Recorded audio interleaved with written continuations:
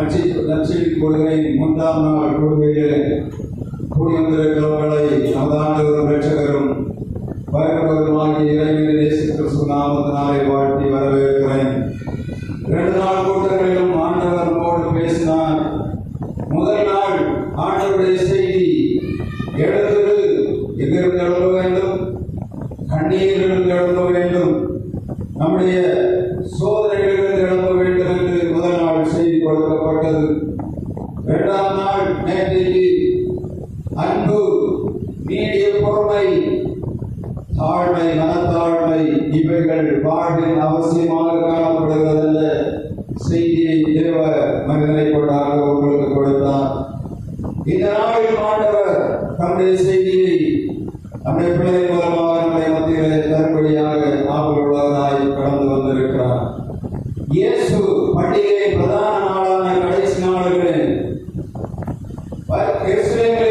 ஆலயத்தில் என்று சொன்னார், ஒருவன் தாகமாயிருந்தால் அவன் என்னிடத்தில் வந்து தன்னுடைய தாகத்தை தீர்த்து கொள்ளும்படியாக பானம் பண்ண கடவன் என்று சொன்னார்.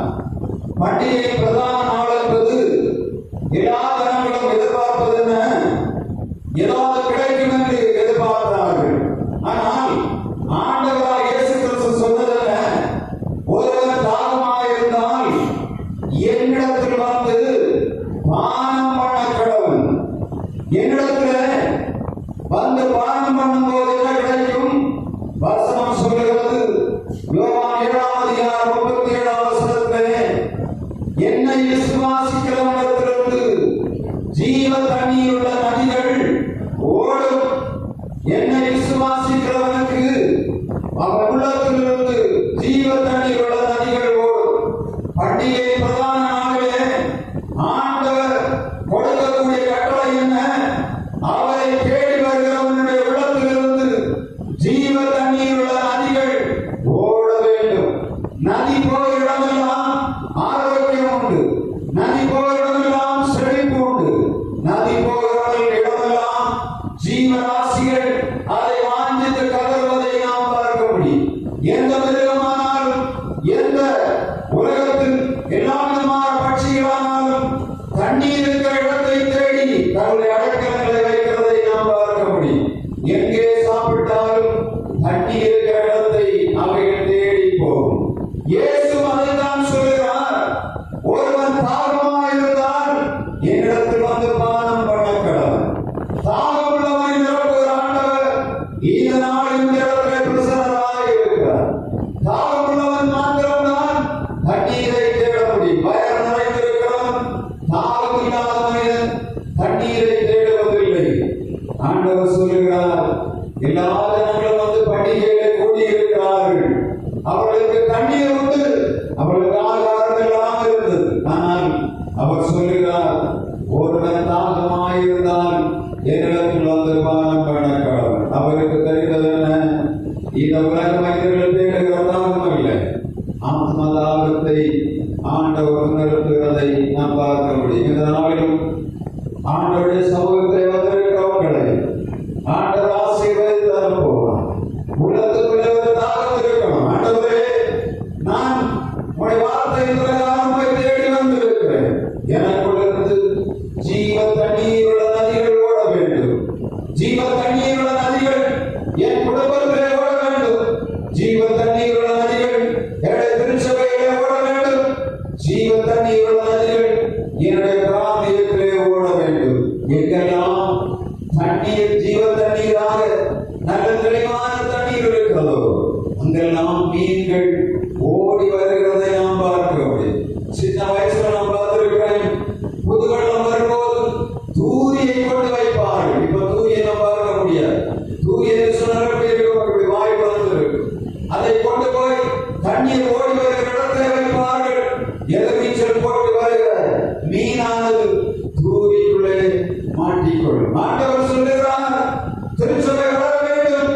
திருச்சபையிலே ஆண்டவருடைய நிறைவு காணப்படும் போது அதை சுற்றி இருக்கிற ஜனங்களுக்கு ஆசீர்வாதம், வெளிச்சமும் உண்டாகும். என்னை விசுவாசிக்கிறவனிடத்திலிருந்து ஜீவ தண்ணீருள்ள நதிகள் ஓடும் என்று சொன்ன ஆண்டவர் இந்த நாளில் இந்த இடத்திலே பிரசன்னராக இருக்கிறார். பண்டிகை கடைசி நாளிலே ஆண்டவருடைய சமூகத்தில் வந்திருக்கிற நாம் கேட்க வேண்டிய ஆண்டவரே, எனக்குள்ள ஜீவ தண்ணீருள்ள நதிகள் ஓட வேண்டும். அது என் குடும்பத்துக்கு ஆசீர்வாதத்தை தர வேண்டும். என் பிள்ளைகளுக்கு ஆசீர்வாதத்தை தர வேண்டும். என் திருச்சபையை ஆசீர்வாதத்தை தர வேண்டும். என்னை திருச்சபை சொல்லி இருக்கிற ஜனங்களுக்கு எங்கள் மூலமாக ஆசீர்வாதம் உருவாக வேண்டும் என்று சொல்லி ஒவ்வொரு தாகத்தோடு இருப்போம். ஆண்டவர் நம்முடைய வாஞ்சைகளை விருப்பங்களை நிறைவேற்றுவாராக. நாளை காலையில் சரியாக 10 மணிக்கு நம்முடைய சபை நாளுடா நடைபெறுகிறது. எல்லா ஜனங்களும் இந்த நேரத்துக்கு முன்பாக வந்து அமரும்படியாக கேட்கிறேன். ஜெபத்தோடு வாருங்கள். ஆண்டவர்களை கொண்டு இந்த தேசத்திலே வருஷத்திலே செய்ய வேண்டிய காரியங்களை நிறைவாய் செய்வார். உங்களுக்குள்ளே ஜீவ நதிகள் ஓட வேண்டும். செத்து போன கலங்க நதிகள் அல்ல, ஜீவ தண்ணீரோட நதிகள் ஓட வேண்டும். சமாரியா ஸ்திரீயை பார்த்து ஆண்டவர் சொன்னார், இந்த தண்ணீரை குடிக்கிறவனுக்கு தாகம் உண்டார். நான் கொடுக்கிற தண்ணீரை குடிக்கிறவனுக்கோ ஒரு காலம் தாகம் உண்டாக. ஆண்டவருடைய சமூகத்திலே நாம் வந்திருக்கிறோம். நாளை நம்முடைய சபை நாளாகவே கர்த்தருடைய ஆசீர்வாதம் நிறைவாய் தங்கி இருக்க வேண்டும். எல்லா ஜனங்களையும் படைக்கப்பட்டவர்களாவது சேர வேண்டும். அதே போல நம்முடைய திருச்சபையிலே இந்த வருஷத்திலே ஆண்டவர் மிகப்பெரிய காரியங்களை செய்யும்படியாக வாஞ்சியுள்ளவராக இருக்கிறார். நாமும் ஆண்டவருக்கு கீழ்ப்படிவோம். பண்டிகை கடைசி நாளாகி பிரதான நாளிலே ஆண்டவருடைய சமூகத்தில் அமர்ந்திருந்து தேவ வார்த்தையை கேட்போம். வாழ்வை செவைப்படுவோம். ஆண்டவருடைய வருகை அது சீக்கிரமாக இருக்கிறது. இயேசு சொன்னார், நான் போய் உங்களுக்கான ஒரு ஸ்தலத்தை ஆயத்தம் பண்ண போகிறேன். நான் போய் உங்களுக்கான ஸ்தலத்தை ஆயத்தப்படி நான் இருக்கிற இடத்துல நீங்கள் இருக்கும்படி நான் மறுபடியும் வந்து உங்களை சேர்த்துக் கொள்வேன் என்று சொல்லி போயிருக்கிறார். சும்மா இல்லை நம்முடைய ஓட்டம். உலகத்திலே ஓடுகிற ஓட்டம் எல்லாம் முடிவென்று இருக்கிறது. அது ஆண்டவர் தலைவர் மகிமையான ராஜ்யத்தை சோதரிக்க வேண்டும். அதற்கு ஆயத்தமாக நாம் வாழ்வோம். தொடர்ந்து ஆண்டவர் நம்மை நடத்துவாராக. இந்த நேரத்தில் நம்முடைய சகோதரர்கள் நம்மை ஆராதனைகளாக நடத்துவார். அதற்கு முன்பாக அந்த பாடங்களை வாசிக்கும்படியாக கேட்கிறேன்.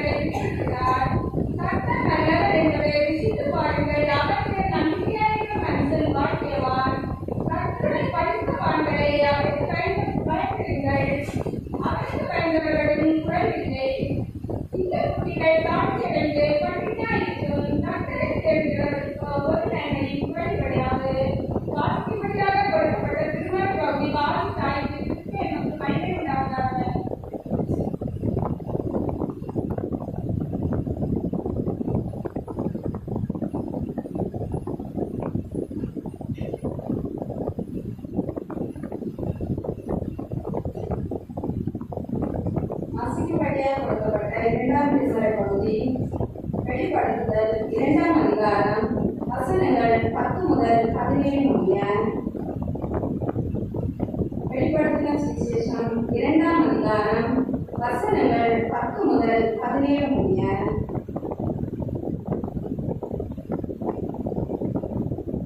நீ படப்போகிற பாடுகளை குறித்து எவ்வளவு பயப்பட இதோ நீங்கள் சோதிக்கப்படும் பொருட்டாக பிசாசானவன் உங்களில் சிலரை காவலில் போடுவான். 10 நாள் உபத்திரப்படுவீர்கள். ஆண்டிலும் நீ மரண பரியந்தம் உண்மையாயிரு. அப்பொழுது ஜீவக்கிரீடத்தை உனக்கு தருவேன். ஆவியானவர் சபைகளுக்கு சொல்லுகிறதை காதுள்ளவன் கேட்க கடவன். ஜெயம் கொள்ளுகிறவன் 2ஆம் மரணத்தினால் சேதப்படுவதில்லை என்றெழுது. பெர்கமு சபையின் தூதனுக்கு நீ எழுத வேண்டியது என்னவெனில், இருபுறமும் கருப்புள்ள பட்டயத்தை உடையோர் சொல்கிறதாவது, உன் கிரியைகளையும் சாத்தானுடைய சிங்காசனம் இருக்கிற இடத்தில் நீ குடியிருக்கிறதையும், நீயே நாமத்தை பற்றி கொண்டிருக்கிறதையும், சாத்தான் குடிக்கொண்டிருக்கிற இடத்திலே உங்களுக்குள்ளே எனக்கு உண்மையுள்ள சாட்சியான அன்பிப்பான் என்பவன் கொல்லப்பட்ட நாட்களிலும் என்னை பற்றும் விசுவாசத்தை நீ மறுதலியாமல் இருந்ததையும் அறிந்திருக்கிறேன். ஆண்டிலும் சில காரியங்களை குறித்து உன் பேரில் எனக்கு குறை உண்டு. விக்கிரகங்களுக்கு படைத்தவர்களை புசிப்பதற்கும் தேசித்தர பண்ணுவதற்கு ஏதுவான இடர்களை இஷ்டமே தூதர் முன்பாக போடும்படி பாலாக் என்பவனுக்கு போதனை செய்த பிளேயாமுடைய போதகத்தை கைக்கொள்கிறவர்கள் உன்னிடத்தில் உண்டு. அப்படியே நிக்கோலா மதஸ்தருடைய போதகத்தை கைக்கொள்கிறவர்களும் உன்னிடத்தில் உண்டு. அதை நான் வெறுக்கிறேன். நீ மனம் திரும்பு, இல்லாவிட்டால் நான் சீக்கிரமாய் உன்னிடத்தில் வந்து என் வாயின் பட்டயத்தால் அவர்களோடு யுத்தம் பண்ணுவேன். ஆவியானவர் சபைகளுக்கு சொல்லுகிறதை காதுள்ளவன் கேட்க கடவன். ஜெயம் கொடுக்கிறவனுக்கு நான் மரமான மன்னாவை புசித்து கொடுத்து அவனுக்கு வெண்ஞான குடிக்கல்லையும் அந்த கல்லின் எழுதப்பட்டதும் அதை பெறுகிறவனை அன்றி வேறொருவனும் அறியக்கூடாததும் ஆகிய புதிய நாமத்தை கொடுப்பேன் என்றெழுது. வாசிக்கும்படியாக கொடுக்கப்பட்ட திருமறை போதி வாசித்து முடிந்தாயிற்று. தேவனை மகிமை உண்டாதாக.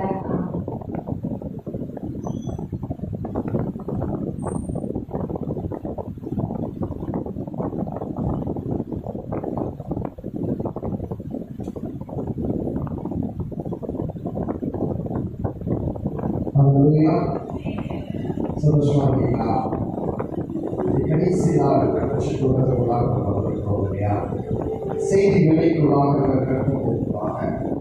கொஞ்ச நேரம் உண்மையாக இருதயத்தின் ஆழத்தில் இருந்து வேதம் சொல்லுகிறபடி முழு இருதயத்தோடு, முழு பலத்தோடு, முழு ஆத்மாவோடு சர்வ வல்லமையுள்ள தேவனை ஆராதிக்க வேண்டும், அவரை நினைவு கூற வேண்டும் என்று வேதம் சொல்லுகிறது.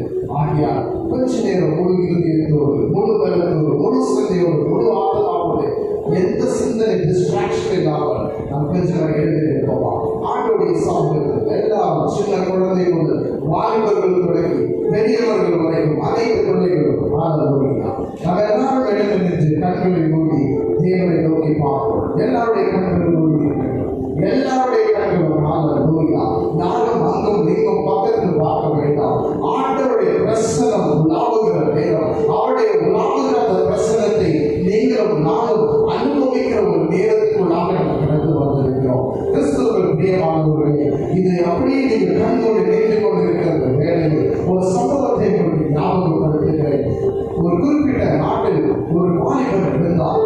அந்த வாலிபர் பல பாவங்களை செய்து, கொலைகளை செய்து, அநியாயங்கள் அக்கிரமங்களை செய்து ஒரு முறை போலீசார் கைது செய்யப்பட்டு ஜெயிலில் அடைக்கப்படுகிறார். விசாரணை செய்யப்படுகிறது. அந்த விசாரணையில் இவன் தவறு செய்தவர், இவன் குற்றவாளி என்று தீர்ப்பளிக்கப்படுகிறது. இவருக்கு மரண தண்டனை அனுபவிக்கப்படுகிறது. அந்த மரண தண்டனையை பெற்று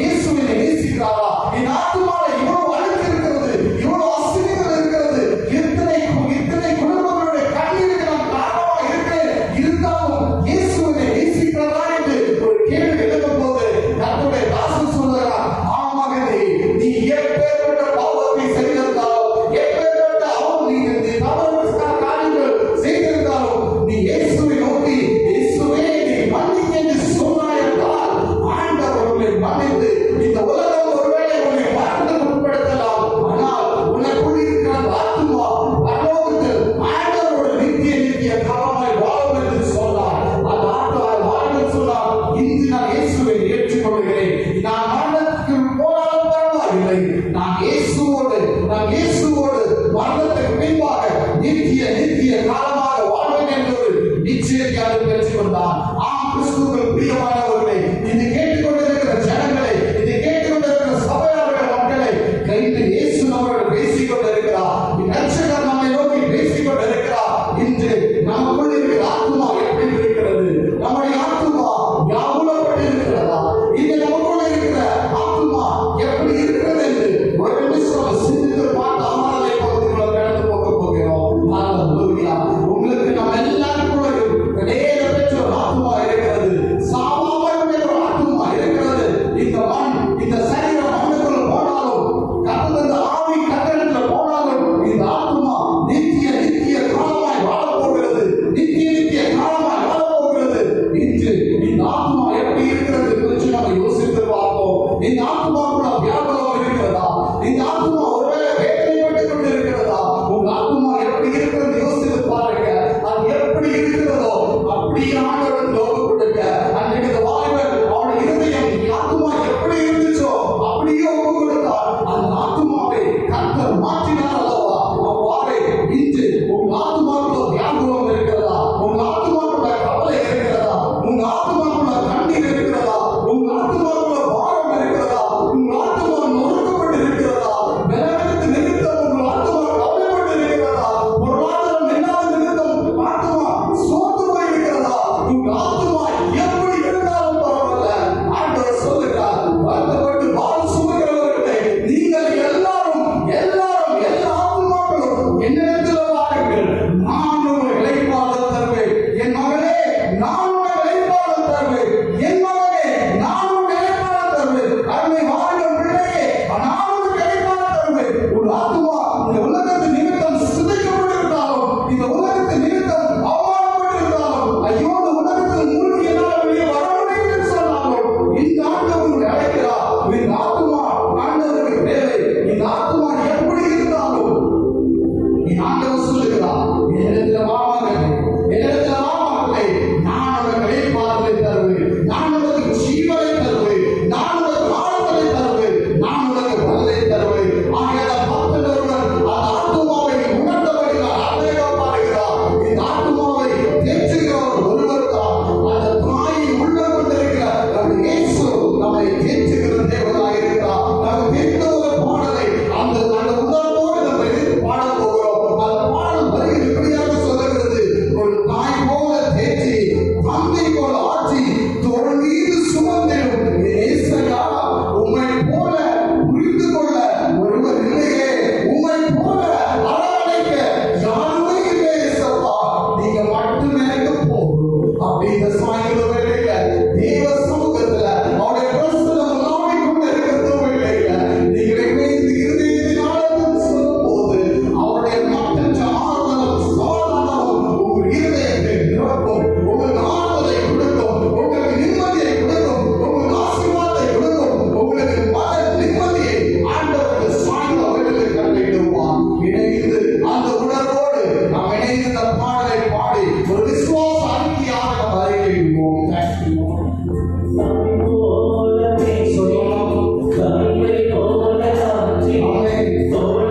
எல்லாரும்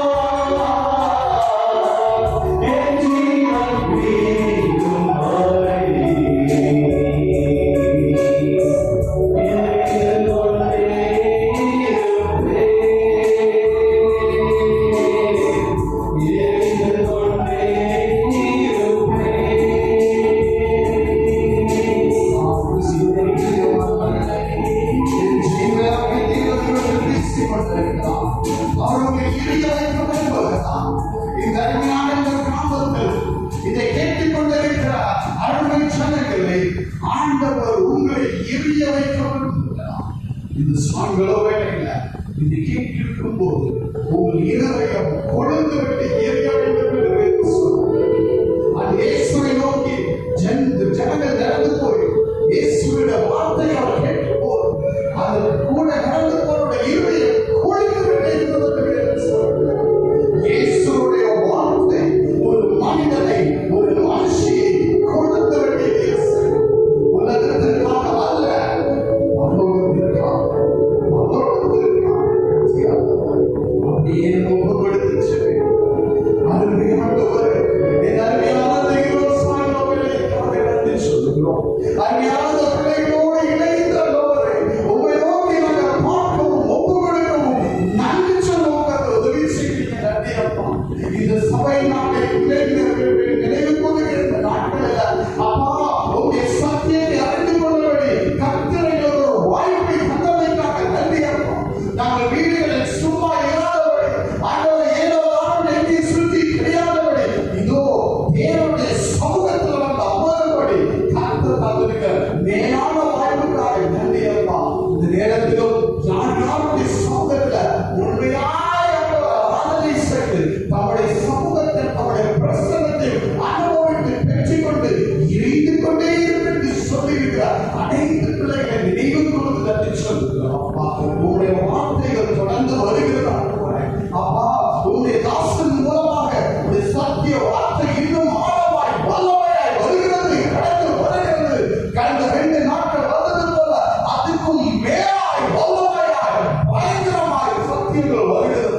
இந்த சத்தியங்கள் இன்னும் அந்த ஜனங்களுடைய ஆத்துமாக்குள்ளாக கொழுந்து விட்டு வேண்டும்.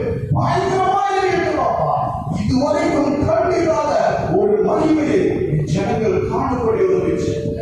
மெய்யாகவே உடைய பிரசன்னத்தில் இருக்கிறது. உடைய வல்லமை தொடர்ந்து ஜனங்களுக்கு கிரியை செய்யணும். உங்களுடைய நெருங்கிய சத்தத்தை இந்த பிள்ளைகள் கேட்பதாக இந்த தெய்வீக பிரசன்னங்களை தொடர்ந்து நிரப்பலாம். நேரத்தில் தாழ்த்தி தருகிறோம். நீ உள்ள நேரத்தை நீங்கள் கடந்த ஆலய செய்து கடந்தோம். இயேசு